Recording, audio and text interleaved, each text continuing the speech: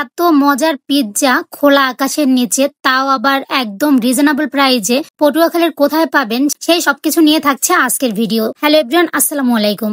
দিনটা ছিল শুক্রবার। বরাবরের মতো আমরা একটু ঘুরতে বের হয়েছিলাম, তো চলে এসেছে ঝাউবন। ঝাউবন এসে এত বড় সারপ্রাইজ পাবো এটা আসলে কল্পনাও করতে পারিনি। অনেক দিনের ইচ্ছা ছিল, শুধু আমার না পুরো পটুয়াখালীবাসীর ইচ্ছে ছিল যে পটুয়াখালীতে এরকমের একটা স্থাপনা স্থাপিত হোক। তো আজকে গ্রামীণ ফোন দেখলাম পটুয়াখালী ঝাউবনের মাঠে এত সুন্দর একটা স্থাপনা করেছে। আই লাভ পটুয়াখালী, জাস্ট দেখে এত পরিমাণে ভালো লেগেছে, আমি সহ পুরো পটুয়াখালীবাসী খুশি।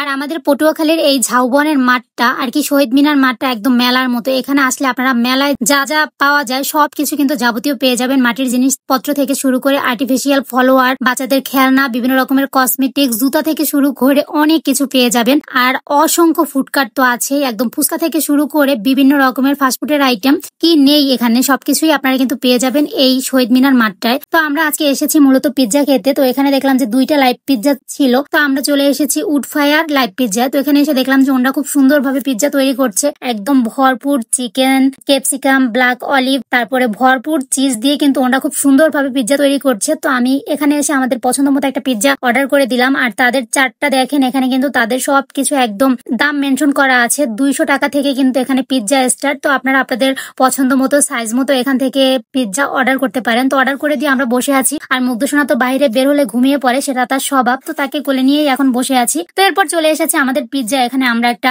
চিকেন পিৎজা অর্ডার করেছিলাম, আর আমাদের পিৎজাটা ছিল 9 ইঞ্চি, আর এটা প্রাইস ছিল কিন্তু 200 টাকা। তো যাই হোক, পিৎজাটা চলে আসার পর আপনারা দেখেন কত বড় এবং কত লোভনীয় দেখতে। যেরকমের লোভনীয় ছিল দেখতে, মাশাআল্লাহ সেরকমেরই কিন্তু খেতেও ছিল। তো আমি প্রথমে এখান থেকে একটু চিকেন তুলে মুগ্ধর মুখে দিলাম, তো মুগ্ধ পেয়ে খুবই খুশি। তো তারপর আমি নিজে খাওয়ার জন্য একটা স্লাইস তুলে নিলাম। মুখে দেওয়ার পর মনে হলো এত পরিমাণে টেস্ট, বড় বড় রেস্টুরেন্টের পিৎজাকেও হার মানাবে এই পিৎজা। অনেক রেস্টুরেন্টে পিৎজা খেয়েছি, কিন্তু এই পিৎজাটা ছিল এত পরিমাণে সফট, কি বলবো। আর টেস্টের দিক থেকে একদম 10-এ 10, আমি তো 10ই দিলাম। আপনাদের যদি বিশ্বাস না হয় অবশ্যই এসে একবার টেস্ট করে দেখতে পারেন। পিৎজাটা কিন্তু খুবই মজা ছিল, খুবই, আর একদম সফট। তো এরপর আমি, রাজের বাবা সবাই কিন্তু খুব মজা করে এখানে পিৎজাটা খেলাম। আর 200 টাকার একটা 9 ইঞ্চি পিৎজায় আমরা কিন্তু ভরপুর খেতে পেরেছি, আমাদের ফ্যামিলি সাইজ বলা যায়। মুগ্ধসোনাও কিন্তু খুব মজা করে এখানে পিৎজা খেয়েছে। আর এখানে পিৎজার প্রশংসা না করলেই নয়, আপনারা যারা আছেন পটুয়াখালীবাসী একবার হলেও এখানে এসে পিৎজাটা টেস্ট করবেন। আমি আসলে ওভাবে করে খাবারের রিভিউ দিতে পারি না, আমি যেহেতু ফুড ব্লগার না, তাই